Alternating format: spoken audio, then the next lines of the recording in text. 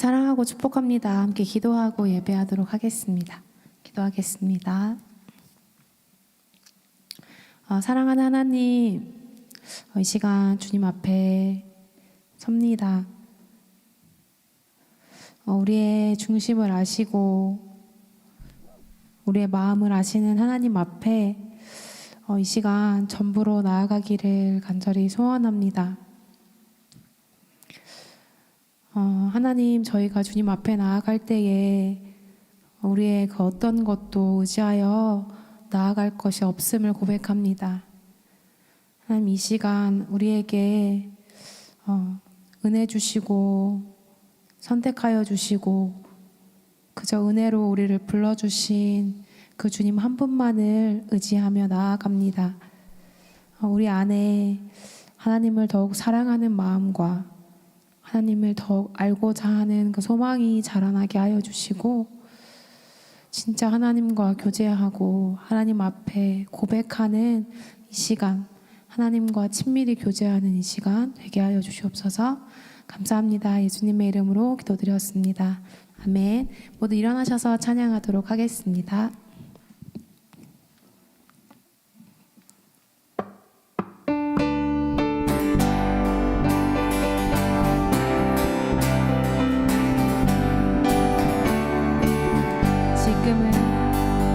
지금은 엘리야 때처럼 주 말씀이 선포되고 또 주의 종 모세의 때와 같이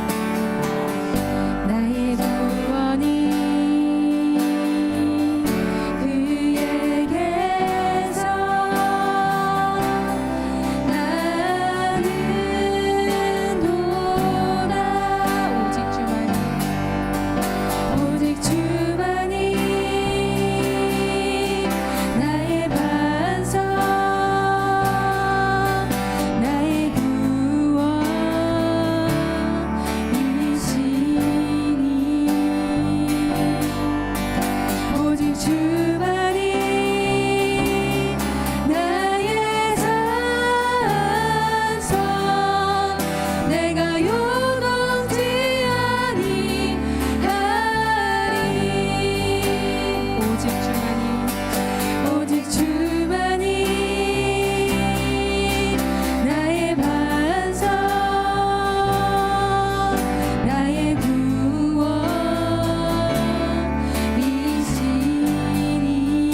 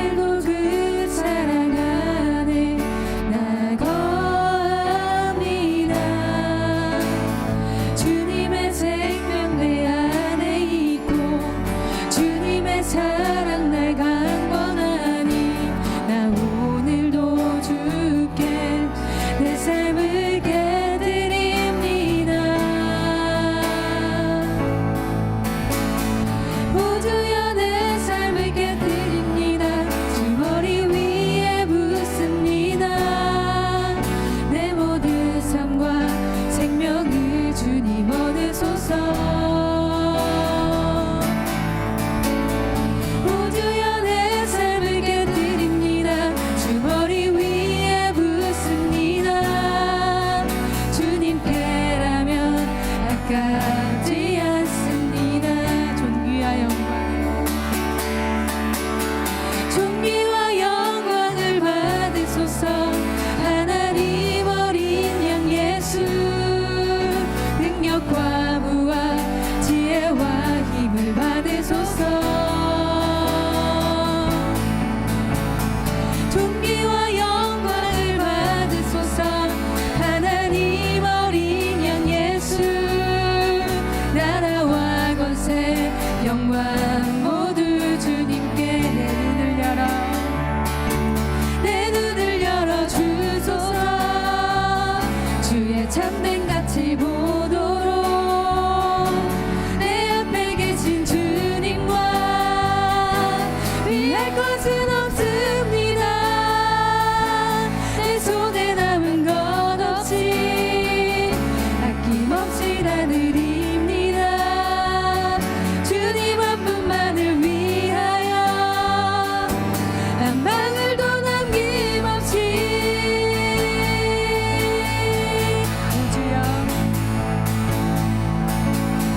우주여 내 삶을 깨뜨립니다. 주 머리 위에 붓습니다. 내 모든 성과 생명을 주님 얻으소서. 우주여 내 삶을 깨뜨립니다. 주 머리 위에 붓습니다. 주님께라면 아깝지 않습니다. 존귀와 영광, 존귀와 영광을 받으소서. 하나님 어린 양 예수, 능력과 부와 지혜와 힘을 받으소서. 존귀와 영광을 받으소서. 하나님 어린 양 예수, 나라와 권세 영광 모두 주님께. 내 눈을 열어, 내 눈을 열어 주소서. 주의 참된 가치 보도록 내 앞에 계신 주님과 비할 것은 없습니다. 내 손에 남은 것 없이 아낌없이 다 드립니다. 주님 한 분만을 위하여 한 방울도 남김없이.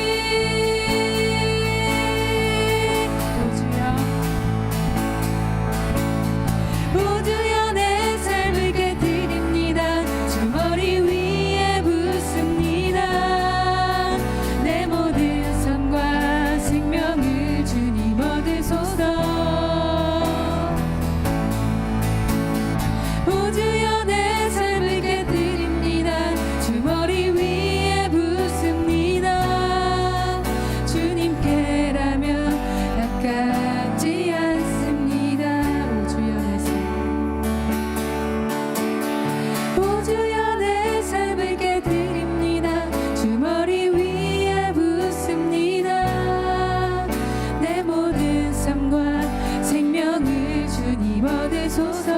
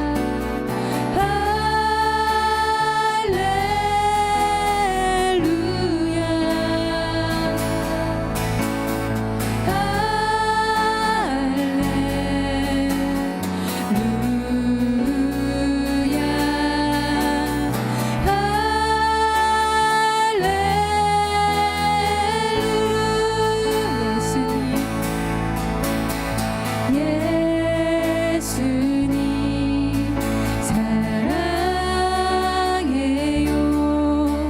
나 주 앞에 엎드려 경배와 찬양을 왕께 드려요.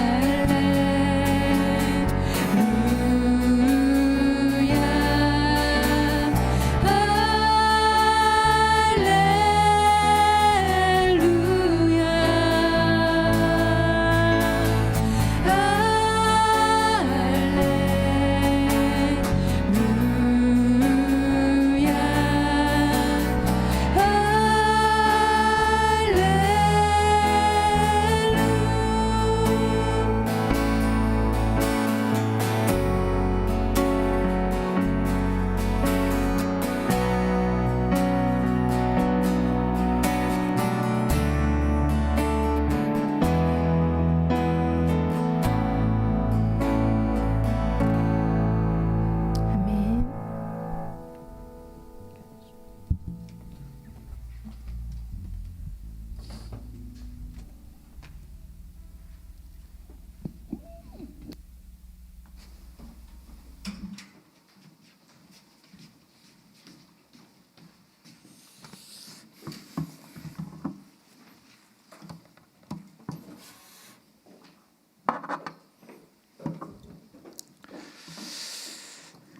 할렐루야. 주님의 이름으로 환영합니다. 우리 주의분들과 인사 나눌까요? 우리 사랑합니다. 축복합니다.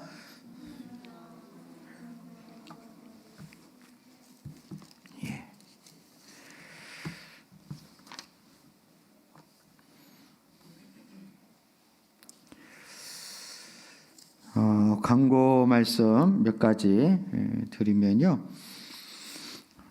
우리 돌아오는 주일 말고 그 다음 주가 우리 부활주일입니다. 죽음의 권세를 이기신 우리 주님의 부활하심을 우리 찬양하고 영광 돌리는 부활주일인데요. 우리 성도님들이 비록 코로나 바이러스로 인해서 여러 가지 제약을 많이 받고 있지만 하나님 앞에 부활주일 감사의 예배로 영광 돌리는 그런 시간이 되었으면 좋겠습니다. 2020년도 상반기에는 새생명 12조 프로젝트가 정상으로 가동이 안 되고 있는데요. 그래도 축복 대상자 초청할 수 있으신 분들은 부활주일에 초청을 하시면 되겠습니다.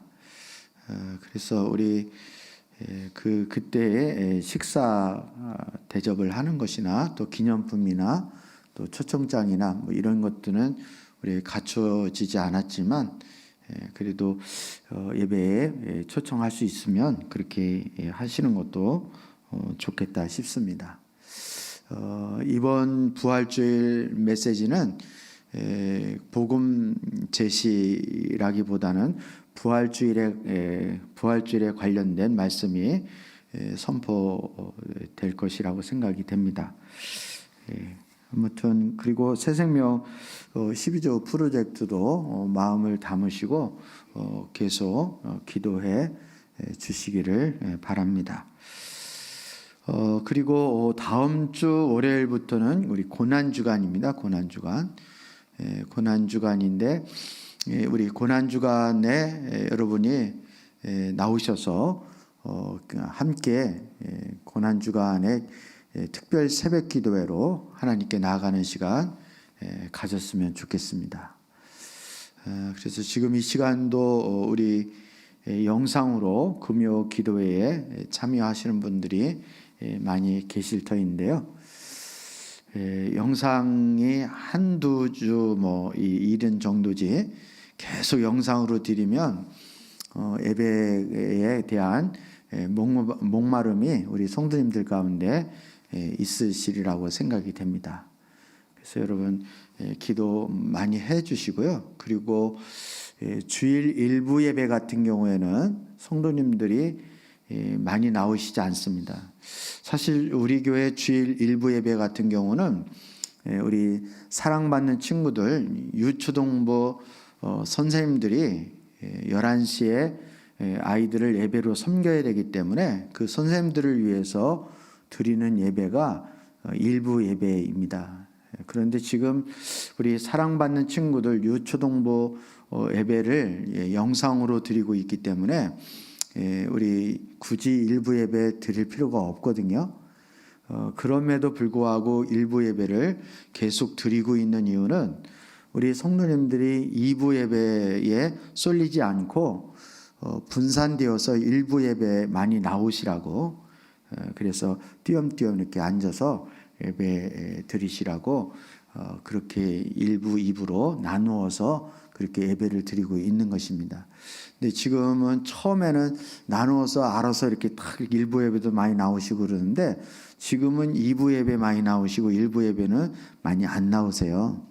그러니까 영상으로 드리시는 분들도 가능하시면 주일 1부 예배 때 나오셔서 이렇게 같이 예배당에서 예배를 드리면 훨씬 더 예배에 집중이 잘 되시리라고 생각합니다.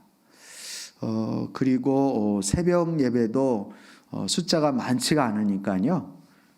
그리고 새벽 예배도 나오셔서 띄엄띄엄 앉으시고 그리고 기도하시면 좋을 것 같습니다. 그리고 특별히 고난 주간에 특별 새벽 기도에 우리 성도님들 많이 나오셔서 예배 드렸으면 좋겠습니다. 너무 많이 나와서 이렇게 밀집되면 어떻게 하지? 그런 걱정은 안 하셔도 돼요. 그런 걱정 안 하시고요. 만약에 그런 경우면 새벽도 1부, 2부로 나누어서 분산을 해서 드릴 테니까 그거 염려하지 마시고 많이 나오셔서 기도해 주시기를 바랍니다.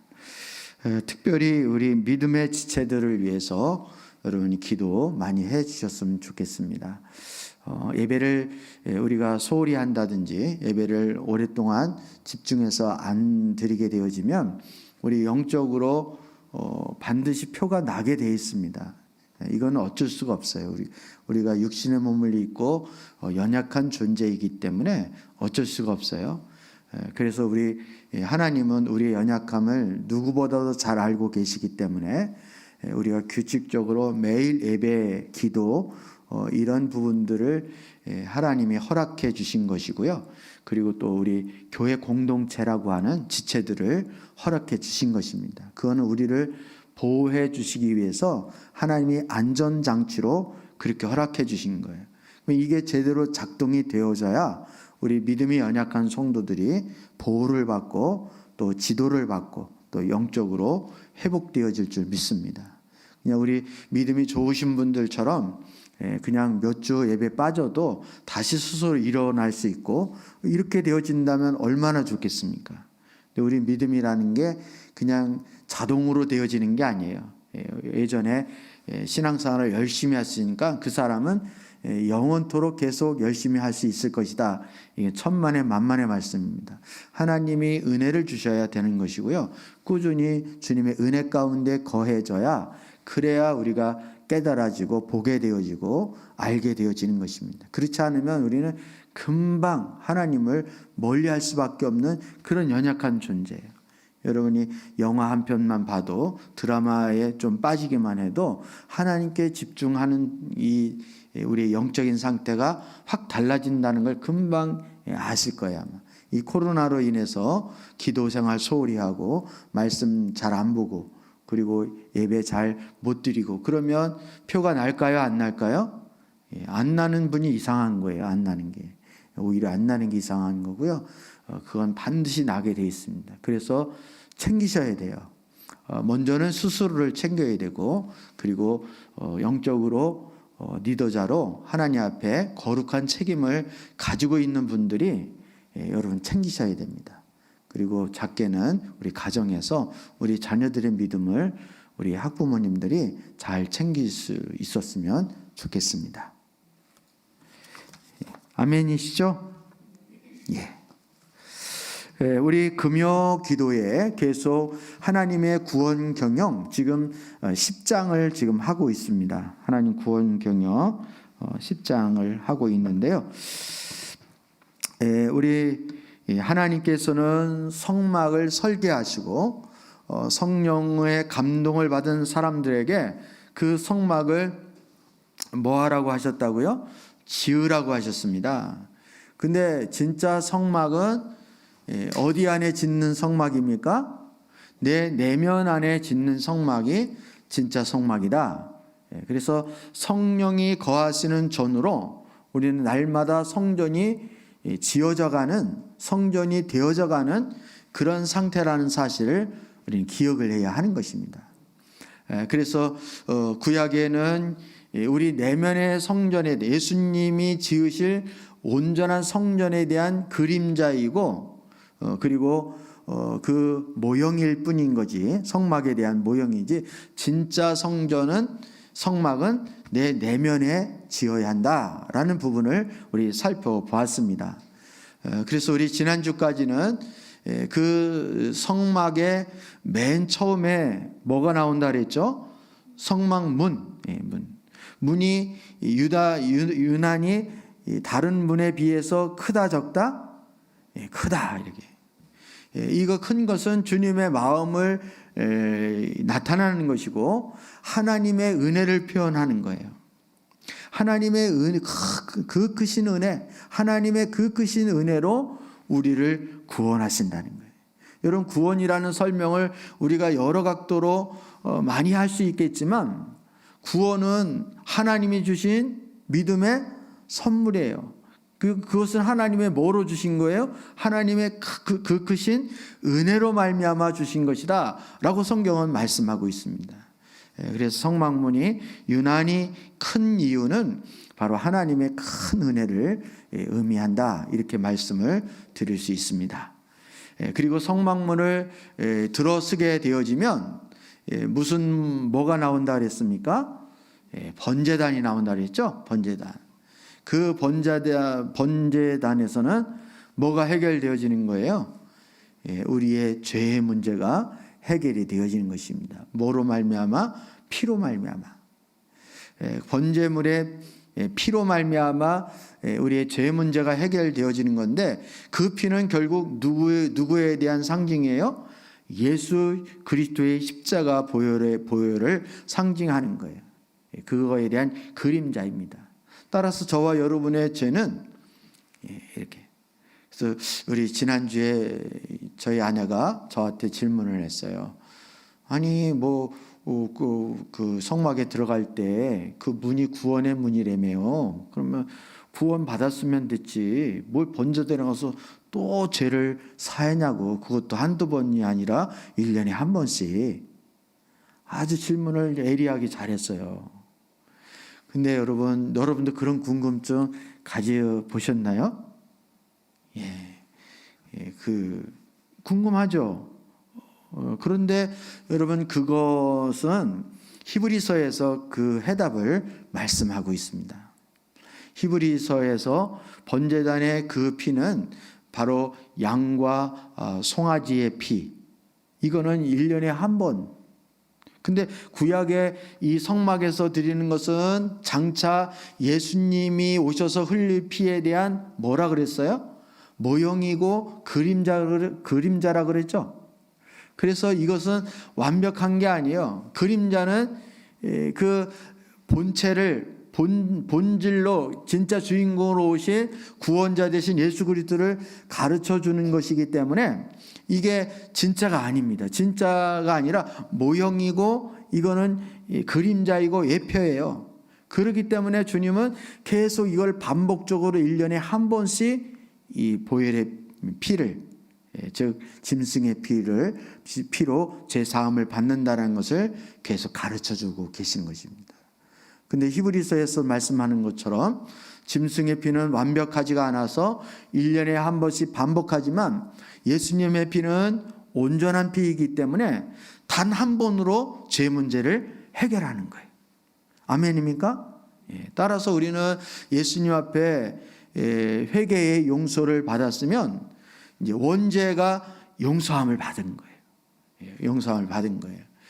그래서 우리가 예수님의 보혈의 피의 용서가 불완전하기 때문에 우리가 계속 회개를 한다든지 이렇게 하는 건 아니라는 것입니다. 근데 번제단을 지나가면 그 다음에 일반 사람들은 대면하는 것이 아니지만 제사장은 그 번제단 다음에 뭐가 있다 그랬습니까? 물두멍이 있다 그랬죠. 물두멍에서 뭐를 씻습니까? 손과 발을 씻는 거예요. 손과 발을 씻는 거예요. 그래서 이 손과 발은 그때그때의 죄에 대한 회개를 의미한다. 이렇게 말씀을 드릴 수 있습니다. 그리고 자기 부인을 의미하는 것이다. 이렇게 말씀을 드렸습니다. 그래서 여러분 복음서에 보면 예수님이 제자의 발을 씻어주려고 하니까 누가 안 된다 그랬어요? 베드로가 그럴 수 없다고.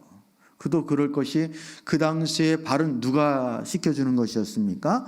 종들이 상전을 시켜주는 거예요. 근데 어떻게 선생님이, 어떻게 만왕의 왕으로 오신 예수님이, 주인 되신 예수님이 어떻게 제자들의 발을 씻는다는 게 이건 말이 안 되어지는 거잖아요. 그러니까 이 베드로가 완강하게 부인을 한 거에 안 된다고. 그랬더니 너가 발을 안 씻으면 나와 상관이 없는 자다. 이렇게. 그랬더니 베드로가 또 오바를 좀 잘하잖아요. 그러니까 목욕까지 시켜달라고. 그랬더니 그때 주님 뭐라고 말씀하셨습니까? 이미 목욕한 자는 뭐만 씻으면 된다 그래요? 손과 발만 씻으면 된다 그래요. 발만 씻으면 된다. 이미 목욕했다는 말은 예수님의 보혈의 피로 용서함을 받은 자는, 원죄가 해결되어진 사람은 그때그때 지은 죄, 생각나는 죄만 회개하면 되어진다. 이런 뜻입니다. 그러니까 이것이 이미 구약에 다 나타난 것들이에요. 번제단에서는 우리의 원죄가 예수님의 보혈의 피로 씻음 받았다라는 것을 나타내는 것이고, 물두멍에서는 우리가 그때그때 지은 죄를 하나님 앞에 생각나는 대로 회개하고 자백을 하는 것을 의미한다. 이렇게 말할 수 있습니다. 여러분, 예수님의 보혈의 피로 회개하고 용서함 받았으면 그 다음부터 죄를 안 짓죠? 그런 사람은 없습니다. 그런 사람은 자기 뒤를 이렇게 돌아보세요. 날개가 달렸나. 날개 달린 천사가 아닌 이상은 그럴 수가 없어요.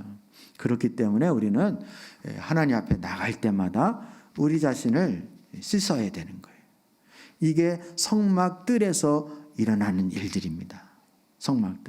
성막들에는 뭐가 있었다 그랬죠? 성막에 들어갈 때 성막 문이 있었다 그러고, 문을 통과하면 첫 번째 만나는 것이 뭐라 그랬습니까? 번제단을 만나고, 그 번제단 다음에 뭐가 있다 그랬습니까? 물두멍이 있습니다. 여기까지가 성전뜰이에요. 성전뜰. 그래서 여러분 이사야서 말씀 보면 너희가 마당만 밟을 뿐이다, 이런 말 들어보셨죠? 이 마당이 다른 마당이 아니라 성전 뜰 마당을 이야기하고 있는 거예요. 그러면 우리의 신앙은 우리 내면에 성전을 지을 때 이 성막 뜰까지만 가면 안 되어지는 거예요. 이건 우리 신앙의 단계를 의미하기도 하고 우리 신앙의 믿음의 수준을 의미하기도 하는 거예요. 그래서 여러분, 성막 뜰까지는 씻음의 단계라고 말할 수 있습니다. 무슨 단계라고요? 씻음의 단계. 번제단에서 뭐를 씻고요? 번제단에서 자신의 원죄를, 죄를 씻고, 그리고 물두멍에서 그때그때 범한 자범죄를 씻고 자기의 부인을 하는 거예요. 여기서는 이 번제단까지 성막들에서는 이 깨끗이 씻는 게 주 목적입니다. 씻어내는 게, 그래서 거룩해지는 것이 주 목적인 거예요. 이것이 중요해요, 안 중요해요? 굉장히 중요합니다.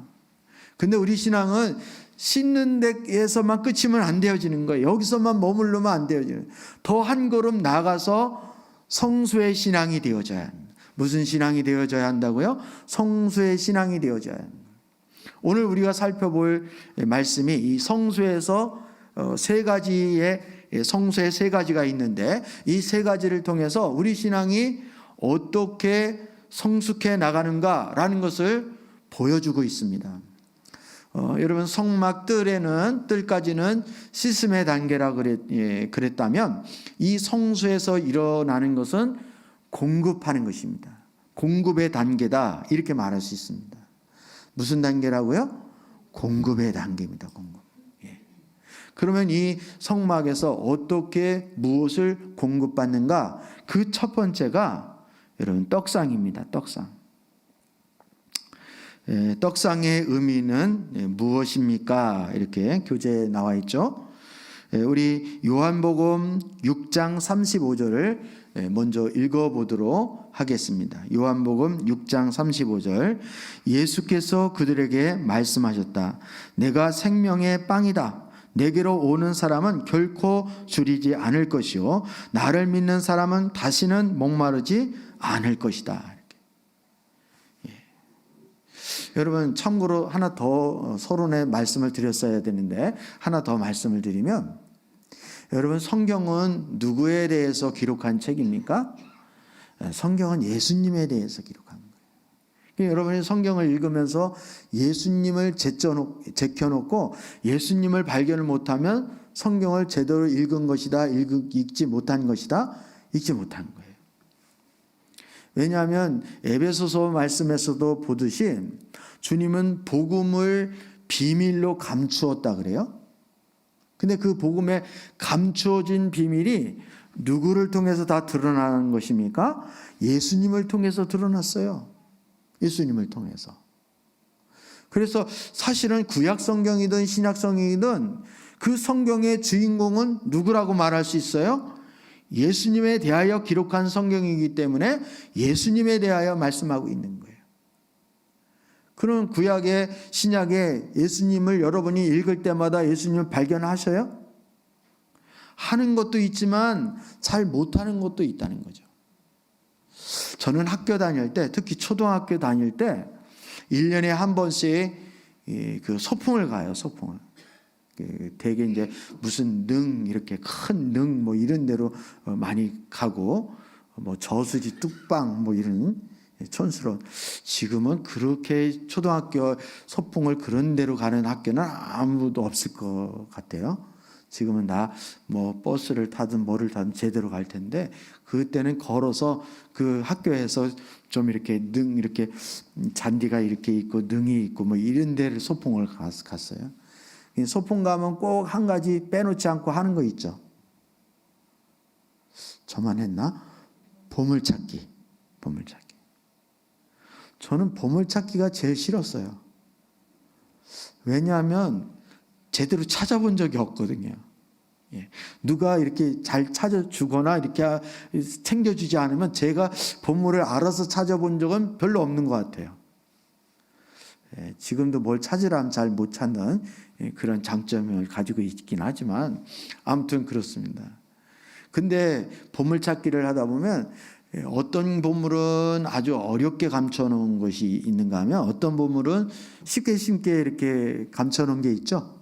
이렇게 선생님에 따라서, 선생님의 유형에 따라서 보물 감춰놓는 패턴도 다르잖아요. 근데 모두 다 어렵게 다 감춰놓은 게 아니라 어떤 거는 찾기 아주 쉽게, 어떤 거는 좀 어렵게, 이렇게 보통 그렇게 감춰놓잖아요.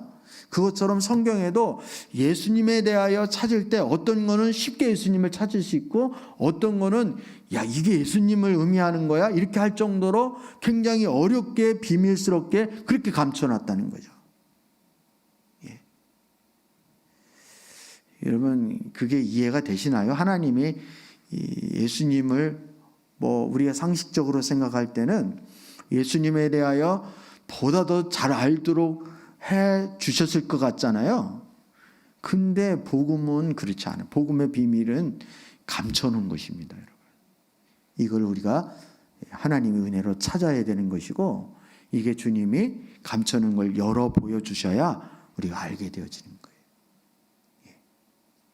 그런데 예수님에 대하여 쉽게 찾을 수 있는 아주 쉬운 보물이 뭐냐면 보물 찾기 중에 쉬운 게 뭐냐면 이 성막입니다. 성막.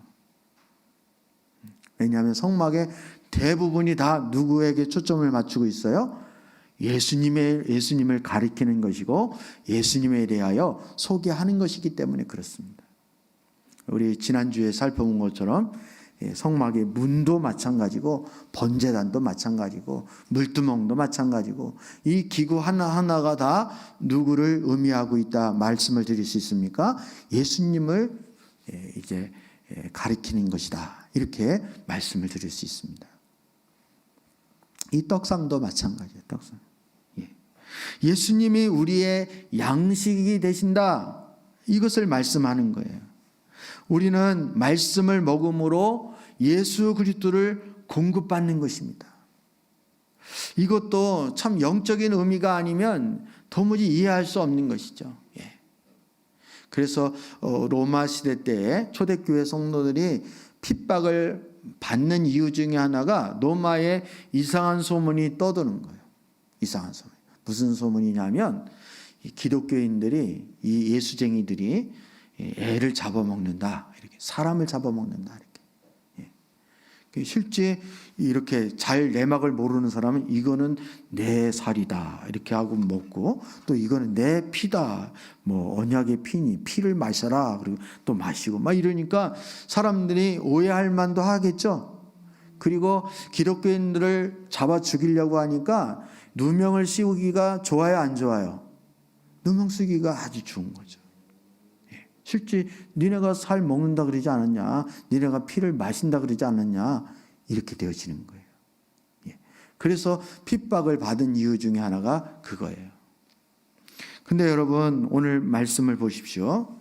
우리가 말씀을 통하여 우리는 누구를 먹게 되는 것입니까? 예수 그리스도를 먹게 되어지는 거예요. 좀 말이 이상하죠? 이렇게 또 이상하게 생각하면 한없이 이상하죠. 이거를 영적 의미로 받아들이는 거죠. 이게 영적 의미로 받아들이면 아무 문제가 없는데 이거를 그냥 우리가 문자 그대로나 상식선에서 이 말씀을 받으면 도무지 이해가 안 가는 말씀이죠. 근데 사실은 먹는다는 말은 믿는다는 말과 같은 말이에요. 먹는다, 마신다라고 하는 것은 예수 그리스도를 믿는다. 예수 그리스도를 믿는다라는 말을 먹는다, 마신다 이렇게 표현을 하고 있는 거예요. 여러분 하나님의 말씀은 곧 능력이 있습니다. 그 말씀이 내 영혼 속에 들어와서 각인되어져야 하는 거예요. 그 말씀이 그러면 나의 생각이 되어지고 나의 삶이 되어지는 것입니다. 따라서 우리는 하나님의 입에서 나오는 모든 말씀으로 산다 그러잖아요. 사람이 빵으로만 사는 것이 아니라 사람이 떡으로만 사는 것이 아니라 사람이 이 땅의 양식으로 사는 것이 아니라 하나님의 입에서 나오는 모든 말씀으로 사는 거예요. 이걸 가르쳐 주기 위해서 신명기 8장에 보면 하나님께서는 이스라엘 백성들을 그 오랫동안 광야 생활을 하게 하신 이유가 바로 여기에 있다고 말해요. 광야에서 이스라엘 백성들을 낮추시고 줄이게 하신 것은, 굶주리게 하신 것은 사람이 떡으로만 사는 것이 아니라 하나님의 입에서 나오는 모든 말씀으로 살 거라는 것을 알려주기 위해서라고 성경은 분명히 말씀하고 있습니다. 여러분 하나님 말씀에 대하여 목말라하고 배고파 하십니까? 말씀이 막 사모가 되어지나요? 여러분 짜장면 집에 가면 이렇게 하는 말이 있죠. 언제 배달이 돼요? 라든지 언제 짜장 나와요? 그러면 곧 나가요. 그리고 곧 안 나오잖아요. 그러면 그 짜장이 늦게 나올수록 맛있어요? 안 맛있어요? 맛있잖아요. 맛있잖아요. 우리 시장이 반찬이라는 그런 옛말도 있듯이. 그런데 우리 하나님 말씀에 대하여 맛있어야 되는데, 하나님 말씀에 대하여 배고파야 되는데 잘 안 그런 거예요. 우리 하나님의 사람이 하나님 말씀에 대하여 사모하고 기다려지고 배고프고 그 말씀이 들어왔을 때는 꿀송이보다도 더 단 하나님 말씀이 되는 게 정상입니까? 아니면 하나님 말씀이 지겨운 게 정상일까요? 하나님 말씀이 전자가 정상인 거예요. 근데 우리는 정상적으로 신앙생활을 못하는 이유는 뭔가가 문제가 있기 때문에 그런 거죠. 그 이유 중에 하나가 내 마음이 줄이거나 아니면 낮아지지 않았기 때문에, 굶주리지 않았기 때문에. 그럼 굶주리지 않았으면 뭔가 훔쳐먹든 아니면 누구에게 사줘서 먹든 먹었으니까 배가 안 고플 거 아니에요. 그럼 뭐를 먹었을까요? 우리 요한이가 저녁을 잘 안 먹는다. 그러면 그건 있을 수가 없는 얘기예요. 태원이나 아니면 누구라 떡볶이를 먹었든지 뭘 먹었기 때문에 안 먹는 거지. 그거 똑같은 거예요. 우리가 세상적인 것으로 우리 양식으로 삼고 하나님 말씀이 아닌 다른 그 어떤 것으로 우리가 배부르면 하나님 말씀이 땡긴다 안 땡긴다? 배고프지가 않는 거예요. 이게 영적인 원리입니다. 영적인 원리. 참 하나님이 왜 그렇게 하셨는가? 이거는 천국에 가서 하나님 앞에 다시 한번 물어봐야 되겠지만 그만한 이유가 있으시겠지만 그런 거예요, 여러분. 여러분, 우리 신앙이 그냥 자동적이지가 않습니다. 한번 예수 믿어놓으면 그냥 신앙생활을 자동적으로 잘 하는 게 아니에요. 우리 남편 어렵게 전도를 했어도 그 남편 신앙 세우는 게 어렵습니까? 되게 어렵습니까? 되게 어렵죠. 우리 자녀들 처음에 수련회 가서 은혜 받고 이러면은 이제 마음이 놓인다. 이제 얘는 신앙생활 이제 잘하겠지. 웬걸이요. 조금 가면 또 다시 옛날로 돌아가고 이런 거 많이 경험하죠. 그럼 도대체 이게 왜 어떻게 된 일이냐? 혼란스럽죠. 근데 신앙생활은 그런 거예요. 부단히 하나님의 말씀을 우리가 공급받지 않으면, 그래서 하나님의 말씀을 예수 그리스도를 우리가 먹지 아니하면 우리는 온전한 건강한 신앙생활을 할 수가 없는 거예요. 그 말씀이 내 안에 들어오면 우리는 언어가 바뀌고 살리는 역사가 일어나게 되는 것입니다. 내 살과 내 피를 먹으라는 이 말씀은 우리의 존재, 우리의 체질이 예수 그리스도로 바뀔 것을 요청하는 말씀입니다. 여러분, 우리 그런 말 많이 들어보죠. 우리가 무엇을 먹느냐가 먹는 거에 따라 체질이 바뀐다고.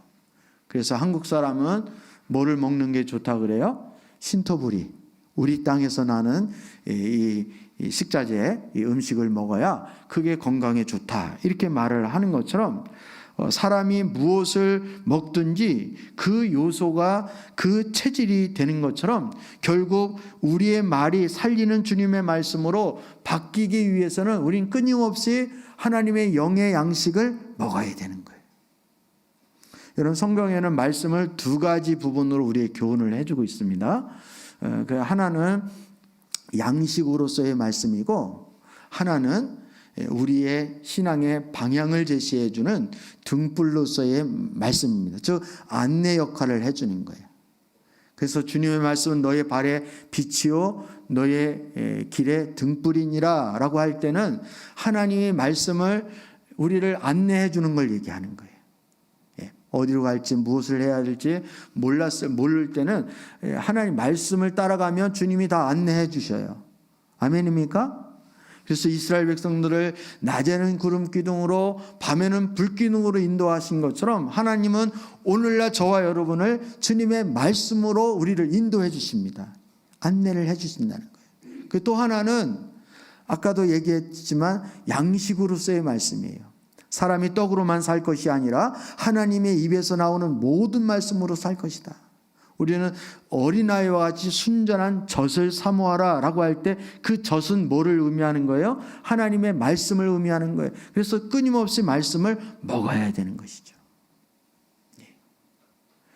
오늘날 같이 여러분 코로나 때문에 신앙생활을 제대로 예배 드릴 수도 없고 기도할 수도 없는 이런 상황에서는 여러분 평소에 큐티로 단련되신 분들은 이럴 때 끄떡이 없는 거예요. 아무 요동하지 않는 거예요. 왜? 내 스스로 하나님 말씀을 먹을 수 있는 훈련을 평소에 했기 때문에. 평소에 내가 어디선 무엇을 하든지 내 스스로 내 영의 양식을 큐티를 통해서 꾸준히 묵상하고 그것을 먹는 훈련을 한 사람들은 뭐 외국에 가든 뭐 코로나가 작동을 하든 뭐를 하든 눈 하나 깜짝 안 하고 신앙생활의 페이스를 계속 유지할 수 있습니다. 근데 평소에 그런 거 소홀히 하신 분들은 예배 못 드리고 뭐 기도 얼마 못 하고 말씀 못 보고 그러면 금방 영적으로 침체하는 것이 금방 표가 나는 거예요. 그만큼 우리가 평소에 하나님 말씀을 계속 공급받는 것은 얼마나 중요한지 모릅니다. 주님의 말씀이 능력인 것처럼 우리의 사람의 말도 큰 결과를 가져온다는 사실을 우리가 기억을 해야 하는 것입니다. 하나님의 말씀이 우리 가운데 영의 양식으로 우리 체질을 바꾸게 될 때 우리도 살리는 삶이 되어지고 또 말도 살리는 언어로 바뀌게 되어지는 거예요. 여러분 우리가 말을 곱게 합니까? 험악하게 합니까? 저부터도 말을 이렇게 곱게 하는 것을 못 배웠어요. 못 배운 게 아니라 아예 근성이 말을 좀 거칠게 하죠. 그리고 더 못돼 욕을 밥 먹듯이 하고 막 이렇게 되어지는 거죠. 그래서 그 말 때문에 상처를 줍니까? 안 줍니까? 상처를 주는 정도가 아니라 많이 주죠. 상처를. 그리고 본인도 준 것만큼 또 돌려받고 이렇게 상처도 주고 상처를 받고 이렇게. 근데 하나님의 말씀이 우리 가운데 가득하게 되어지면 우리 말이 나오는 말이 거칠어지는 것이 아니라 온유한 말, 생명의 말, 살리는 언어가 되어지는 거예요. 여러분 그런 은혜가 있어지기를 주님의 이름으로 축복합니다. 하나님의 말씀을 읽고 주야로 묵상하고 또 그 말씀을 암송하게 되면 그 말씀이 나의 생각이 되어지고 사상이 되어지고 나의 노래가 되어지고 나의 언어가 되어지는 것입니다. 말씀을 끊임없이 많이 공급받을 수 있기를 주님의 이름으로 축복합니다. 여러분 말씀을 너무 많이 읽어서 나는 배탈이 났다. 말씀을 너무 많이 읽어서 비만에 빠졌다. 이런 거 없으니까 여러분이 하나님 말씀을 깊이 많이 묵상할 수 있는 우리 성도님들 되어질 수 있기를 주의 이름으로 축복합니다. 말씀을 많이 보면 우리 영혼이 깨어나고 우리 영혼이 살아나는 거예요. 살아나는 거예요. 제가 가끔씩 말씀을 드리지만 제가 신학교 다닐 때 실로암 성경 연구반이라고 있었어요. 거기서 제가 마태복음 강사를 했었는데 방학 때고 겨울이고 여름이고 방학 때도 학교 계속 매일 나가서 아침 일찍부터 저녁까지 하나님 말씀을 계속 같이 그룹으로 공부를 했습니다. 지금도 목회하면서 그때 그 말씀 공부한 것이 저의 큰 자산이고 밑거름이다라는 생각이 들어요.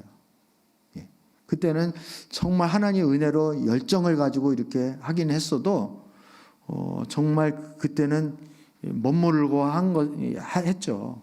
근데 막상 목회를 하다 보면 제가 이렇게 여러분에게 설교를 하거나 뭐 성경 공부를 하거나 또 기도를 할 때에도 그게 저도 모르는 사이에 나오는 거예요. 이렇게 나오는 거예요. 성경의 전체 흐름이 이렇게 쫙 깨뚫어지고 또 깨달아지고 이렇게 하는 것은 정말 하나님의 은혜인 거예요. 근데 그 은혜가 그냥 주어지는 것이 아니라 여러분, 하나님은 아무에게나 은혜를 주시는 게 아니라 하려고 하는 자에게 은혜를 주십니다. 아멘입니까, 여러분? 여러분, 기도를 열심히 해보세요. 기도 열심히 하는데 은사를 못 받은 사람이 있을까요? 없을까요? 여러분, 없습니다. 나는 평생 기도했는데 한 가지 은사도 못 경험했네. 이거는 있을 수가 없어요. 하나님은 기도하는 자에게 그만한 은혜를 주셔요. 나는 전도를 일평생 전도를 했는데 복음을 어떻게 전해야 될지 아직도 모르겠다고. 이거는 있을 수가 없는 거예요. 하나님의 말씀을 열심히 공부를 했는데 하나님이 그 말씀을 볼 수 있는 눈을 안 열어주실 수가 없는 거예요. 하나님은 그런 인격적인 분이시라는 거죠. 아멘입니까, 여러분? 말씀을 여러분이 특히 하나님 말씀을 여러분이 깊이 연구를 한다든지 말씀을 여러 번 읽는다든지 뭐 이걸 통독을 한다든지 어떤 분은 말씀을 가지고 암송에 또 빠져가지고 암송을 또 엄청 하시고 어떤 분은 학가다에 학가 가지고 그냥 학가다를 또 열심히 또 이렇게 읊조리는 걸 하시고 또 그래서 그렇게 해가지고 정말 뭔가가 이렇게 탁 터지고 뭔가 그렇게 해가지고 결과 열매를 맺지 않은 사람이 있을까요? 없을까요? 제가 본 바로는 특히 하나님 말씀에 매달리신 분들은 다 한두 가지씩 그 열매를 다 경험을 하시더라고요. 여러분도 뭐 암송을 하든지 학가다를 하듯이든지 아니면 성경을 계속 읽든지 어떤 분들은 노년에 이렇게 쓰시는 우리 박명순 집사님 시어머니는 이 성경 필독이라 그러나요? 필기 이렇게 쓰는 거 이거를 꾸준히 하셨다 그래요. 그래서 우리 박명순 집사님 시어머니 보면 바로 목사님 어머니 같고 우리 어머니 보면 그냥 평신도 어머니 같고 이렇게 제가 그게 부러웠어요. 그 목사로서 그게 부러웠는데 하여튼 그렇게 이렇게 얼마나 참 이렇게 나 연세가 드셨어도 이렇게 말씀을 계속 기도하고 말씀 보시고 이렇게 쓰시고 이게 얼마나 아름다운지 모르겠어요. 연세 드셨어도 그게 참 이렇게 정갈하게 보이고 정숙한 여인처럼 보이고 하나님 말씀이 우리를 그렇게 그런 존재로 만들어주는 것 같아요. 아무튼 여러분 이 성소에 들어가면 오른쪽에 있는 게 뭐라고요? 떡상이에요. 떡상. 떡상은 하나님의 말씀을 의미하고 있는 것입니다. 그리고 왼쪽에 보면 또 뭐가 있을까요? 등대가 있습니다. 등대. 7 촛대로 되어 있는 이렇게 다 연결되어서 살구꽃 모양으로 연결되어 있는 등대가 있습니다. 이 성소는 밤에도 빛이 있습니다. 금 등대의 역할은 무엇일까? 우리 요한복음 16장 7절에서 11절 말씀을 한번 쭉 읽어보겠습니다. 그러나 내가 너희에게 진실을 말하는데 내가 떠나가는 것이 너희에게 유익하다. 내가 떠나가지 않으면 보혜사가 너희에게 오시지 않을 것이다. 그러나 내가 가면 보혜사를 너희에게 보내주겠다. 그가 오시면 죄와 의와 심판에 대하여 세상의 잘못을 깨우칠 것이다. 죄에 대하여 깨우친다 하면 세상 사람들이 나를 믿지 않기 때문이요. 의에 대하여 깨우친다 하면 내가 아버지께로 가고 너희가 나를 더 이상 못 볼 것이기 때문이요. 심판에 대하여 깨우친다는 말은 하면 이 세상의 통치자가 심판을 받았기 때문이다. 이렇게. 이 말씀의 배경을 우리 잘 알고 있잖아요. 예수님이 어느 날 갑자기 십자가의 고난을 받으시고 또 예수님이 제자들을 떠난다는 거예요. 제자들은 계속 예수님의 처분만 바라보고 배와 그물을 버려두고 그 예수님을 이 3년 반 동안이나 열심히 따라다니는데 이제는 예수님이 바람처럼 싹 사라지고 이제 떠나신다는 거예요. 그랬더니 제자들이 근심이 한가득인 거예요. 이럴 때 예수님이 제자들에게 위로의 말씀으로 이 말씀을 하신 것입니다. 내가 떠나가는 것이 너에게 유익하다 이렇게 말씀. 아니면 이 말이 무슨 위로가 되고 무슨 설득이 되겠습니까? 마치 자식에게 엄마 보고 엄마가 자식에게 내가 떠나가는 건 너에게 유익할 거야. 너 혼자 잘 살아 이렇게. 마치 남녀 사랑하는 사람이 사랑하기 때문에 떠난다고 이렇게 말하는 것과 똑같은 거죠. 근데 그 이유는 예수님이 누구를 보내주시기 때문에 그렇다는 거예요. 보혜사 성령님을 보내주기 때문에. 보혜사 성령님이 하시는 역할이 이 깨닫게 해주시는 것입니다. 여러분 9절의 말씀에 보면 죄에 대하여 깨우친다라고 함은 이렇게 되어 있죠. 깨우친다. 보혜사가 깨우쳐주는 거예요. 죄에 대하여, 심판에 대하여, 의에 대하여 세상의 잘못을 깨우쳐준다는 거예요. 깨우쳐준다. 여러분 먼저 성경에는 이게 그렇게 되어 있죠. 새 번역에는 깨우친다 이렇게 번역이 되어 있는데 먼저 성경은 책망한다 이렇게 되어 있죠. 들어보셨죠? 책망한다는 말이. 근데 뉘앙스가 우리는 책망이 좋게 받아들입니까? 좀 기분 나쁩니까? 책망이라는 게 꼭 야단 맞는다는 느낌이 들잖아요. 근데 이게 야단 맞는 게 아니라 성령께서 우리의 잘못된 부분을 일깨워 주시는 거예요. 깨우쳐 주는 거예요. 그래서 이거를 야단은 아닌데 그래도 깨우쳐 준다는 말을 책망으로 번역을 한 거예요. 근데 새 번역은 깨우쳐 준다 이렇게 번역이 되어 있습니다. 근데 제가 볼 때는 깨우친다는 번역이 훨씬 더 어울리는 말씀이라고 말씀을 드릴 수 있습니다. 등대가 그 역할을 하는 거예요. 등대는 장차 오실 성령님을 보혜사 성령님을 의미하고 있는 것인데 그 성령님의 역할은 뭐 하는 일이다? 깨우치는 일인 거예요. 여러분 좀 더 이 말씀을 볼까요? 죄에 대하여 깨우친다 함은 세상 사람들이 나를 믿지 않기 때문이다. 이렇게. 여러분 세상 사람들이 믿지 않기 때문에 죄에 대해서 깨우친다는 말이 이게 앞뒤가 잘 안 맞죠? 무슨 말인지 좀 약간 어렵죠? 이 말의 의미는 이것입니다, 여러분. 여러분 우리가 사람들이 왜 믿지 않아요? 왜 예수님을 잘 안 믿는 거예요? 우리 예수님을 믿는다라고 하는 성도들조차도 믿음이 어떨 때는 좋고 어떨 때는 왜 침체를 하고 믿음 왜 현찮을까요? 그 이유는 자신의 죄됨을 못 보니까 그런 거예요. 아멘입니까 여러분? 내가 영적으로 하나님 앞에 어떤 처지에 있는지, 내 죄가 하나님 앞에 무슨 의미인지 이것이 비춰지면 우리는 예수님을 믿지 말라고 해도 안 믿을 수가 없는 거예요. 그분을 영접하지 않으면 우리에게는 소망이 없는 거예요. 그래서 제발 나를 살려달라고 주님의 옷자락을 붙잡고 놓지를 않는 그런 심정이 돼야 되는데 그렇지 않은 거예요. 이거는 다 성령께서 뭐 해주시지 않기 때문에 그런 거예요. 죄에 대하여 이렇게 비춰주지 않기 때문에, 깨우쳐주지를 않았기 때문에 그런 거예요. 여러분 온전한 믿음은 내가 주님을 믿어주는 겁니까?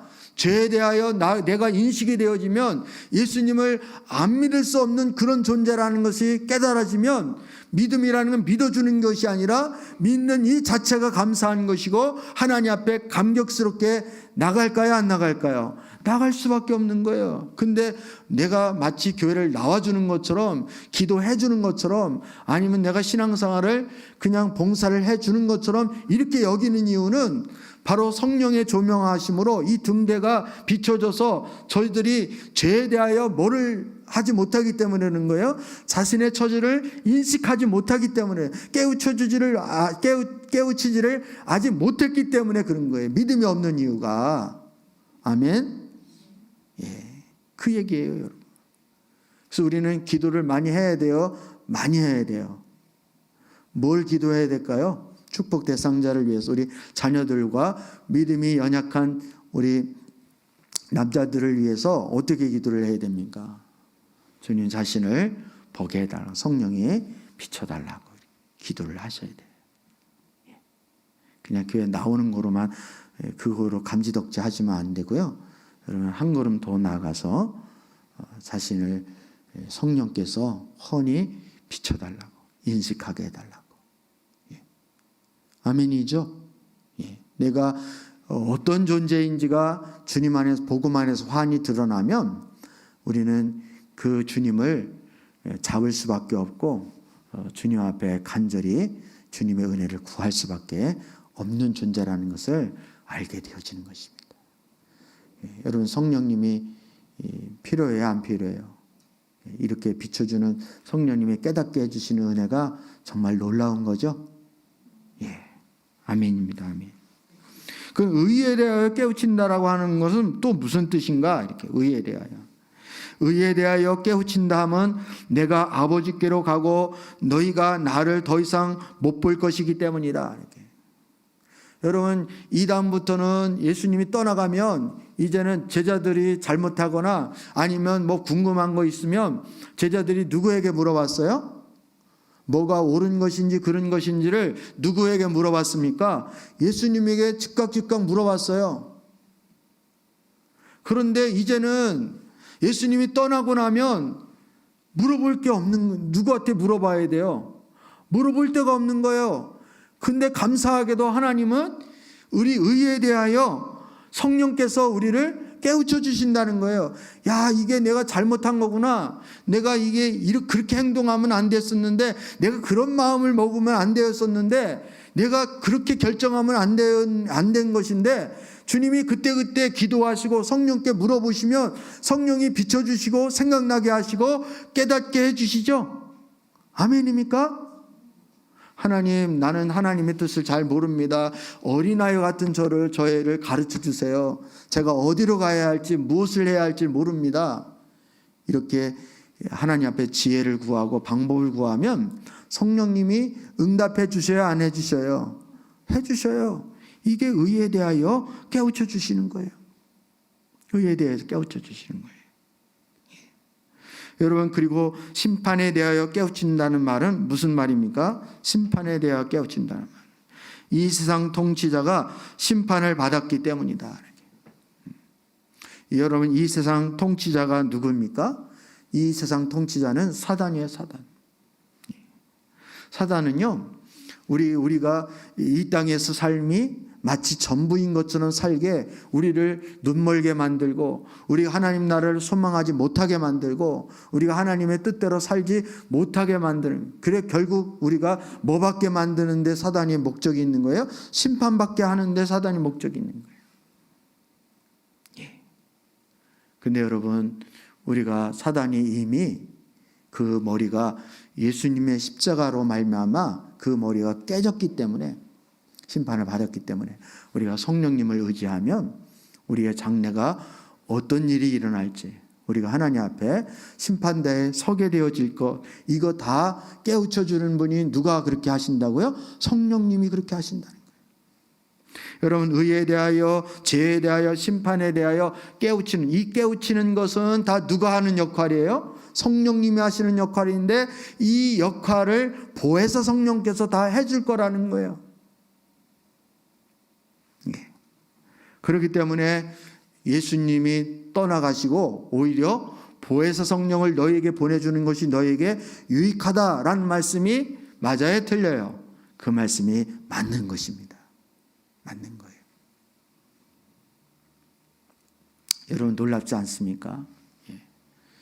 여러분 우리는 기도를 할 때 우리는 내 필요한 걸 하나님께 구하는 것에 초점이 많이 맞춰져 있다 이렇게 생각할지 모르겠지만 그거는 극히 일부의 일부. 우리가 많은 기도의 영역은 이 성령께서 우리를 죄에 대하여 의에 대하여 심판에 대하여 깨닫게 해달라고 하나님 앞에 간구하는 분량이 훨씬 더 많아져야 하는 것입니다.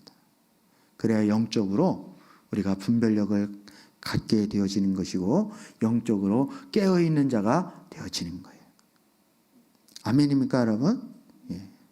맨날 어린아이와 같은 그런 기도에만 머물러 있으니까 기도의 영역이 나에서 벗어나지를 못하니까 우리는 같은 기도를 앵무새처럼 계속 반복하는 그러한 자기 자신에게 갇혀 있는 그런 기도를 드리는 경우가 얼마나 많이 있는지 몰라요. 기도의 영역은 굉장히 넓고도 깊다는 사실을 여러분 아셔야 돼요. 예. 그래서 잠깐 10분 내로 해치우고 가는 기도, 이런 기도 가지고는 여러분 기도의 그 깊이와 넓이를 다 이해할 수 없습니다. 어느 정도 엉덩이가 받쳐져야 되는 거예요. 엉덩이가 다 이렇게 기도의 자리에 딱 이렇게 앉아서 좀 기도할 수 있는 시간을 갖게. 그래서 성령께 여러분 기도할 때도 내가 필요한 거 하나 둘 셋 넷 이렇게 하고 딱 일어서는 게 아니라 성령님 제가 오늘은 무슨 기도를 하면 좋을까요? 이렇게 다 여쭤가면서 성령이 비춰주시는 대로 다 깨닫게 해주시는 대로 감동 주시는 대로 이렇게 따라갈 수 있는 그런 훈련들이 가끔 돼야 돼요. 되어져야 하는 것입니다. 아멘. 여러분 뜰에는 밤과 낮이 차이가 있을까요? 없을까요? 성막 뜰에는 이 밤과 낮이 뚜렷해요. 근데 이 성소 안에 들어가면 성소는 다 천막으로 다 쳐져 있기 때문에 낮과 밤이 따로 있습니까? 없습니까? 이 성소는 밤에 태양이 진 후에도 이 등대를 꺼치면 돼요? 안 돼요? 꺼지면 안 돼요. 이 등대가 성소를 다 환히 밝혀주는 것입니다. 그래서 자연의 빛이나 환경의 영향을 받지 않도록 우리는 성령의 조명을 받아 영적인 빛으로 사는 존재라는 것을 우리에게 가르쳐 주는 거예요. 아멘입니까 여러분? 여러분 세상에 경제가 무너지든 어떻게 하든 우리는 그 세상에 그 빛으로 살아가는 존재가 아니라는 것을 기억을 하셔야 됩니다. 우리는 성령께서 우리를 성령의 조명을 받아 우리가 영적인 빛으로 살아가는 그런 존재라는 사실을 우리가 알아야 되는 것입니다. 등대가 중요해요? 안 중요해요? 굉장히 중요합니다. 등대는 꺼지면 안 돼요. 이 등대는 낮과 밤이 따로 없습니다. 계속 비춰주는 거예요. 계속. 어차피 다 천막을 다 치기 때문에 낮이든 밤이든 그 안에는 등대가 없으면 이 앞이 안 보이는 칠흑가처럼 어두운 곳이에요. 근데 이 등대를 빛이 탁 비치면 그 공간에 완전히 다 환히 비춰지는 거예요. 낮이고 밤이고 계속 불빛이 비춰지는 것입니다. 성령의 빛이, 성령의 조명이 우리에게 제한적으로 비춰지는 것이 아니라 낮과 밤 상관없이 매일 항상 우리에게 조명해 주셔야 우리가 그 빛으로 살아가는 존재라는 사실을 기억을 하시기를 축복합니다. 빛이 공급되어져요. 그 다음에 하나 더 있는데요. 성소에 향단이 있습니다. 춘향이 따라다니는 향단이가 아니라 이거는 향을 태워서 하나님 앞에 올려드리는 것입니다. 이 향단의 향을 올려드리는 의미가 무엇인지 우리 출애굽기 30장 36절에서 38절입니다. 너는 그 가운데서 일부를 곱게 빻아서 내가 너와 만날 해막한 증거궤 앞에 놓아라. 이것은 너희에게 가장 거룩한 것이다. 내가 만든 유향을 주의 것이며 너희에게는 거룩한 것이다. 너희가 사사로이 쓰려고 같은 방법으로 그것을 만들어서는 안 된다. 그 냄새를 즐기려고 이와 같은 것을 만드는 사람은 누구든지 그 백성에게서 끊어질 것이다. 여러분, 이 향단을 올린다는 것은 우리 잘 알고 계시죠? 계시록에 보면 이게 성도의 기도라는 거. 근데 뭐 기도라고도 표현할 수 있지만 이 기도만이 아니라 하나님 앞에 올려드리는 찬양과 예배도 이 향단에 다 포함이 되어지는 것입니다. 그러니까 하나님 앞에 찬양, 기도, 예배가 이 향단을 의미하는 거예요. 여러분, 번제단에서 올라가는 제물을 태운 연기는 우리의 구원이나 용서나 축복을 위한 것이라면, 그러나 이 향단에서 올려지는 이 향연, 이 향을 태워서 올라가는 이 연기는 전적으로 누구에게만 드리는 것일까요? 하나님께만 드리는 향기로운 제사라는 거예요. 오직 하나님의 영광을 위해서만 드리는 거예요. 따라서 우리가 하나님 앞에 기도하는 거, 하나님 앞에 예배하는 거, 찬양하는 거, 사람 좋으라고 하는 것이 아니라 전적으로 누구에게 영광을 돌리기 위해서 하는 거라고요? 하나님께 영광을 돌리기 위해서 하는 거예요. 이 부분은 우리가 너무나도 많이 강조를 하고 지겹도록 우리 교회에서 강조한 것이기 때문에 제가 구태여 다른 설명을 하지 않아도 여러분이 잘 아시리라고 생각됩니다.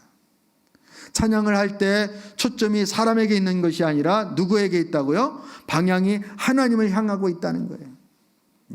그래서 우리 교회 찬양이 대부분 1인칭으로 되어 있고 직접 화법으로 되어 있는 이유가 바로 거기에 있는 것입니다. 나 주님의 기쁨 되기 원하네 이렇게 안 하고 나 주님의 기쁨 되기 원해요 이렇게 하나님 앞에 기도하는 것처럼 찬양도 하나님 앞에 직접 화법으로 1인칭으로 한다는 거예요. 그리고 찬양 인도자가 회중에게 손 들으세요, 일어나세요, 이렇게 소리 지르세요 이렇게 멘트를 많이 안 하는 이유는 바로 본인 스스로가 찬양의 인도자로 쓴 것이 아니라 예배자로 섰기 때문에 본인도 하나님 앞에 영광 드리는 예배자이기 때문에. 그래서 사람을 감동시키는 데 목적이 있는 게 아니라 우리는 모두가 방향을 하나님께로 향해서 하나님 앞에 영광 돌리는데 그 목적이 있다는 사실을 우리는 알아야 되는 것입니다.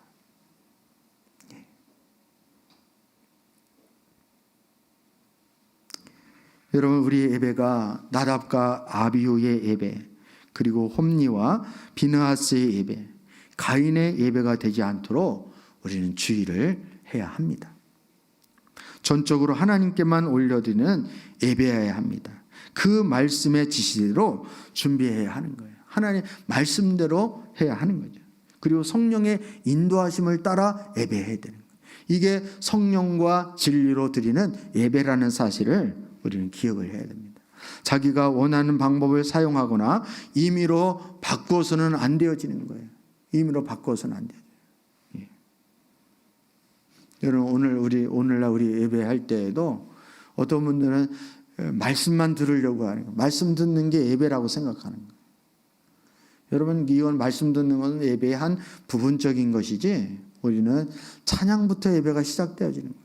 찬양 다 끝나고 말씀 듣지면 슬그머니 들어와 가지고 예배 드렸다 이렇게 하면 안 되어지는 거예요. 그래서 우리 예배 시작하면 안내 쓰시는 분들도 다 들어오는 이유가 우리가 안내 쓰는 하고 예배를 소홀히 하면 안 되기 때문에 예배가 말씀만 듣는 거라면 안내를 찬양할 때 계속 안내 쓰고 말씀 들을 때 그때 들어와서 말씀 들으면 되잖아요. 근데 그게 예배가 아니기 때문에 찬양 들을 때부터가 예배이기 때문에 안내 쓰다가도 그 예배 시작되어지면 들어오는 이유가 바로 그것 때문에 그런 거예요. 우리의 삶이, 우리의 간증이, 우리의 존재가 곧 하나님을 향하여 올려드리는 향기가 되어줄 수 있기를 주님의 이름으로 축복합니다. 우리는 어느 누구도 심지어 자신의 생명을 하나님 앞에 아낌없이 다 드렸다 할지라도 내가 너무 심하게 드렸네, 오버가 됐네, 너무 그렇게 미안하네, 죄송하네 이렇게 할 사람이 아무도 없습니다. 우리의 전 삶을 하나님 앞에 다 드렸다 할지라도 우리는 하나님의 은혜에 비하면 그거는 아무것도 아닌 거예요. 아무것도. 어떤 분들은 남편이 그렇게 믿음이 없다가 나중에 은혜 받고 막 거의 교회에서 살다시피 하면 그때 이제 짜증을 내는 거죠. 언제 믿음을 그렇게까지 믿으라 그랬냐고. 적당히 좀 해야지. 막 이렇게. 우리는 뭐 먹고 살려고 그러냐고. 막 이렇게. 근데 여러분, 하나님 앞에 드려지는 것은요, 몸이든 시간이든 물질이든 하나님 앞에 드려지면 너무 드렸네. 이게 있을까요? 없을까요? 없습니다. 우리 믿음의 수준대로 드리는 거예요. 마게도냐 성도들처럼 여러분 심에 지나도록 드려도 그거는 결코 하나님 앞에 아까운 것이 아니라는 사실을 꼭 기억할 수 있기를 주님의 이름으로 축복합니다. 이게 예배의 정신인 거예요. 예배의 정신. 예배의 정신. 그리고 아까 우리 찬양 드릴 때 하나님 앞에 엎드려 이렇게 엎드려. 이게 우리의 자세가 돼요. 성령이 우리에게 딱 조명을 해주셔서 죄에 대하여 깨달으면 우리가 어떤 존재인가가 인식이 되어지면 주님 앞에 납작 엎드리지 않을 사람이 없는 거예요. 모세도 그래서 날름 발에서 신을 벗은 것이고요. 그리고 여호수아도 하나님의 군대 장관을 보고 인식이 되어진, 눈이 딱 띄어진 그 순간에 납작 엎드려서 무슨 말씀을 하든지 제가 듣겠습니다. 이렇게 되어지는 거예요. 베드로도 성령의 조명으로 딱 눈이 띄니까 나는 죄인으로서이다. 나에게서 떠나가 달라고 그렇게 요청하는 이유가 자신을 보았기 때문입니다. 떠나가 달라고 그랬더니 예수님이 그냥 다 가버렸어요. 예수님은 못 찾았어, 베드로가. 이런 일은 있을 수가 없는 것입니다. 주님을 보는 게 중요한 거예요. 근데 보는데 팔짱 끼고 보이겠습니까? 맨 뒤에 뒷자리에 앉아가지고 다리 꼬고 커피 딱 갖다 놓고 이렇게 어디 한번 말씀 전해 보시죠. 이런 자세로 여러분 그게 그렇게 가지고 보일 수 있을 것 같아요. 천만의 만만의 말씀입니다. 우리는 너무나도 하나님에 대하여 나오는 예배의 자세가 안 돼 있어요. 왜? 우리가 사는 세상이 그거를 못하게 우리를 그렇게 우리를 그렇게 물들였기 때문에 그래요. 좀 심하게 말하면 영적인 버릇을 잘못 가르쳤기 때문에. 그래서 성경은 굉장히 어떻게 보면 매정한 것 같기도 하고 모진 것 같기도 하고. 예수님의 그 옷자락을 만지기만 해도 내가 구원을 받을 것 같은 그 여인의 믿음. 자기의 딸이 귀신 들렸는데 고쳐달라 그러니까 개 주인에게 줄 것은 있어도 개들에게 줄 건 없다. 이렇게 저에게 예수님이 만약 그렇게 했다면 헤이 아이 태태 이렇게 하고 예수님 떠났을 거야 아마. 그런데도 개들도 주인의 상에서 떨어지는 부스러기를 먹습니다. 이런 자세를 취하니까 전능자의 발걸음을 멈추게 만드는 것이고 딸의 병을 고치게 되는 것이고 구원을 받는 거예요. 여러분 우리가 하나님을 너무 몰라요. 하나님을 너무 모르는 거예요. 지금 영적 분위기를 전혀 모르는 거예요. 마치 하나님이 우리에게 쩔쩔매야 되는 것처럼 그렇게 생각을 하는 거예요. 천만의 말씀, 만만의 말씀입니다. 여러분. 오히려 우리가 하나님 앞에 어떤 자세로 나가야 하는지를 영적으로 깨어서 그걸 볼 수 있어야 되는 것입니다. 주님의 은혜가 필요합니다. 이렇게.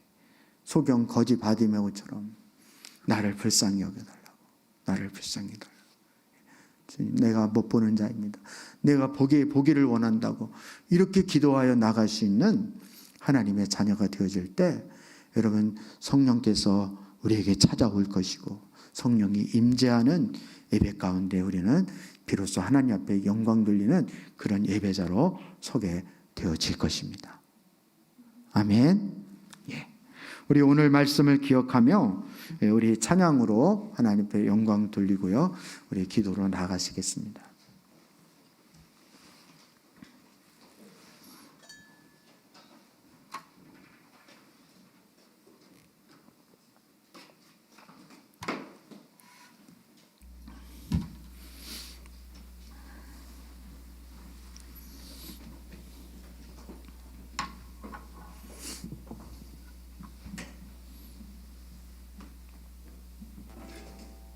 예수님 사랑해요. 우리 19장 찬양 드리겠습니다.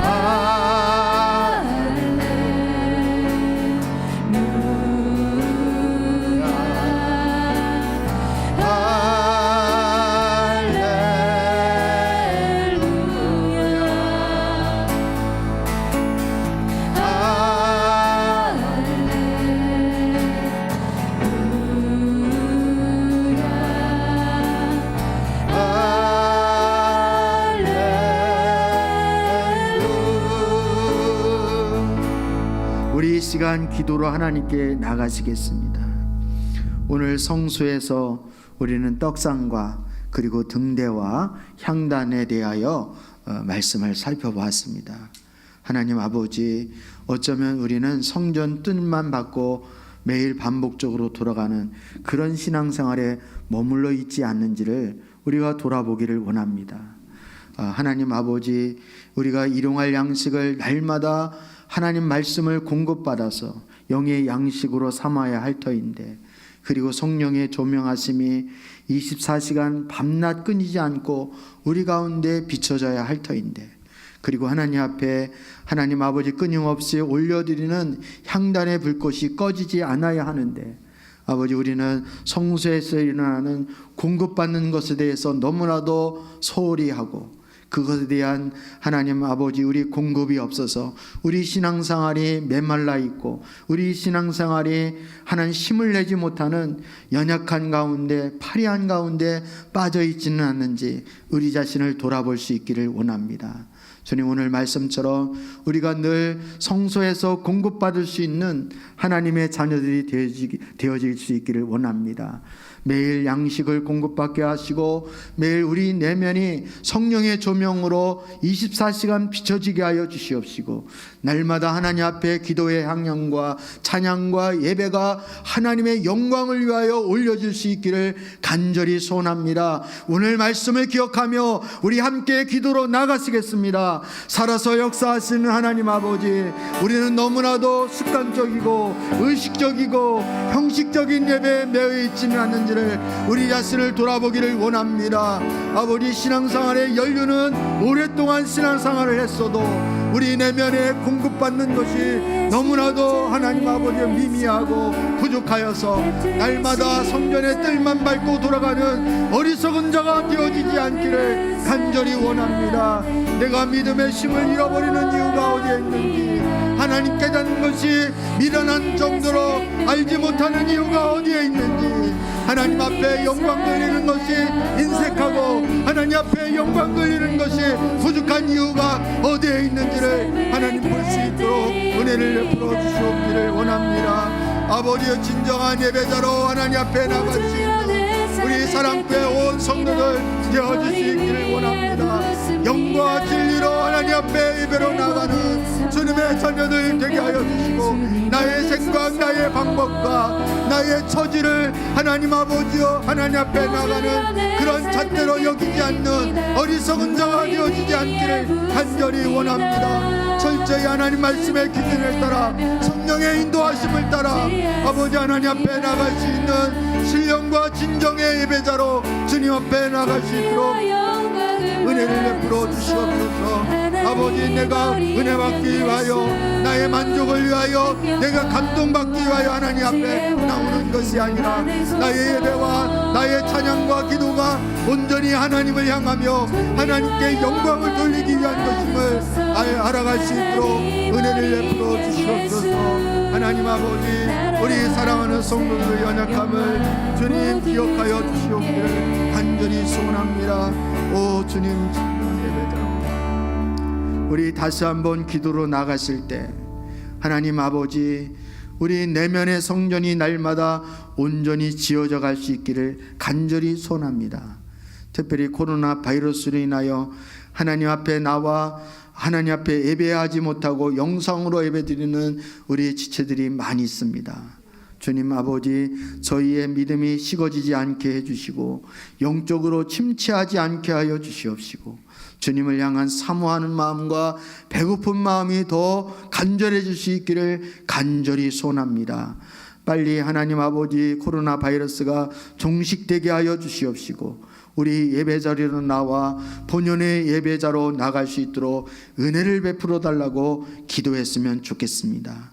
하나님 아버지, 특별히 몸된 교회 가운데 성령님의 조명하심과 성령의 임재가 충만해질 수 있기를 원합니다. 그래서 날마다 죄에 대하여, 의에 대하여, 심판에 대하여 깨닫는 우리 사랑하는 온 성도들 되게 하여 주시옵소서. 이렇게 기도했으면 좋겠습니다. 우리 하나님 앞에 다시 한번 통성으로 기도하여 나가겠습니다. 살아서 역사하시는 하나님 아버지, 우리 사랑교회 온 성도들이 진정한 예배자로 하나님 앞에 나갈 수 있기를 간절히 소원합니다. 특별히 코로나 바이러스 때문에 영상으로 예배드리는 지체들이 많이 있습니다. 저희 믿음이 식어지지 않도록 예배를 집중하는 것에 마음이 흩어지지 아니하도록 하나님 아버지여 저희를 붙잡아 주시옵기를 원합니다. 아버지, 하루속히 코로나 바이러스가 종식되어서 우리 사랑하는 성도들이 하나님 앞에 나와 예배하기에 부족함이 없게 하여 주시고, 예배에 대한 목마름과 사모함과 갈급함을 더 부어주시옵기를 간절히 원합니다. 하나님, 우리 교회 가운데 성령 충만함을 부어주시옵소서. 성령의 기름을 부어주시옵소서. 성령의 조명하심에 모든 기도와 예배 가운데 충만해질 수 있기를 원합니다. 그래서 죄에 대하여, 의에 대하여, 심판에 대하여 날마다 비춰주시고 깨닫게 하시고 조명하여 주시옵기를 간절히 바라고 원합니다. 하나님 아버지, 하나님 아버지, 우리 사랑하는 온 성도들이 내면의 성전을 지어가기에 조금도 부족함이 없도록 주님 역사하여 주시옵소서. 하나님 아버지, 주님 은혜를 부어주시옵기를 간절히 원합니다. 주님 축복하여 주시옵소서.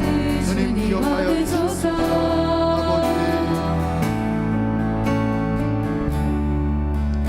하나님 아버지, 하나님 아버지, 성령께서 거하시는 성전으로 우리 내면을 지어져 가게 해주심을 감사를 드립니다. 이것이 웬 은혜이고 웬 축복입니까? 하나님 아버지, 우리 사랑하는 성도들이 성전 삼고 있다는 이 놀라운 사실의 진리를 날마다 더욱 깊이 깨달아갈 수 있도록 은혜를 베풀어 주시옵소서. 아버지, 아름답게 내면의 성전이 지어져 갈 수 있는 우리 사랑하는 온 성도들 되기를 간절히 소원합니다.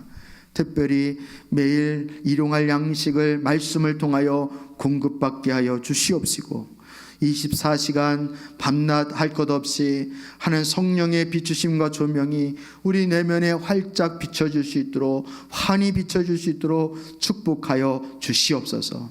하나님 앞에 드려지는 기도와 예배와 찬양이 오직 하나님의 영광을 위해서만이 드려질 수 있기를 간절히 원합니다. 하나님 아버지, 우리 내면의 성전에 공급받는 이 원리를 날마다 깨우쳐서, 그래서 영육간에 강건한 우리 사랑하는 성도들 되게 해 주시옵시고, 날마다 의식적이고 형식적인 성전 뜰만 밟고 돌아가는 어리석은 자가 되어지지 아니하도록 은혜를 베풀어 주시옵기를 간절히 원합니다. 이 밤에도 함께 기도하지 못하는 우리 연약한 지체들이 있습니다. 주님께서 은혜와 긍휼을 베풀어 주옵소서. 치유의 강선을 바라며 하나님의 회복과 치유를 기다리는 지체들이 있사오니 주님께서 은혜 위에 은혜를 더하여 주셔서 치유하시고 회복시켜 주시옵소서. 이 시간도 병원에 입원 중에 있는 지체들도 있습니다.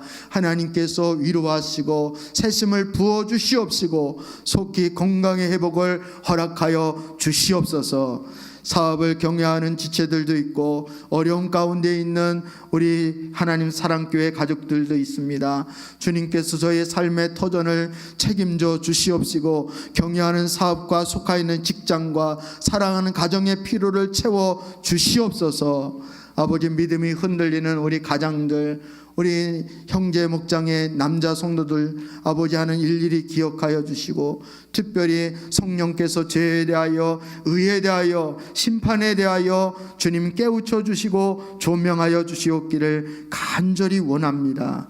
주님, 그러한 은혜를 충만히 부어 주셔서 우리가 날마다 신령과 진정으로 예배하는 그런 하나님이 찾으시는 예배자로 나갈 수 있도록 축복하여 주시옵소서. 예수님의 이름으로 기도드립니다. 아멘. 우리 다시 한번 기도로 나가실 때 성령께서 감동 주시는 대로 기도하셨으면 좋겠고요. 특별히 장기적으로 계속 우리 예배 자리로 나오지 못하는 우리 지체들, 또 믿음이 연약한 지체들 위해서 특별히 중보해 주시고 기도하는 우리 성도님들 되었으면 좋겠습니다. 그리고 다음 주부터 있을 우리 특별 부활절 고난주간 새벽 기도회를 위해서도 기도해 주셨으면 좋겠습니다. 코로나 바이러스를 위해서도 기도해 주십시오. 우리 함께 기도하시고 자유롭게 기도로 나가시겠습니다. 살아서 역사하시는 하나님 아버지, 주님의 은혜와 사랑을 감사를 드립니다. 아버지, 오랫동안 몸된 교회에 나오지 못하며 영상으로 예배 드리는 우리의 지체들 있습니다. 하나님 아버지, 주님께서 은혜와 긍휼을 베풀어 주셔서 속히 하나님 아버지 코로나가 종식되게 하여 주시옵시고, 또 예배 자리로 나와 정상적인 예배로 저의 신앙과 믿음이 회복할 수 있도록 주님 축복하여 주시옵기를 간절히 원합니다. 아버지, 주님의 치유와 회복을 기다리는 우리 지체들을 기억하시고 주님의 은혜와 긍휼을 베풀어 주시며 자비를 베풀어 주시옵기를 간절히 원합니다.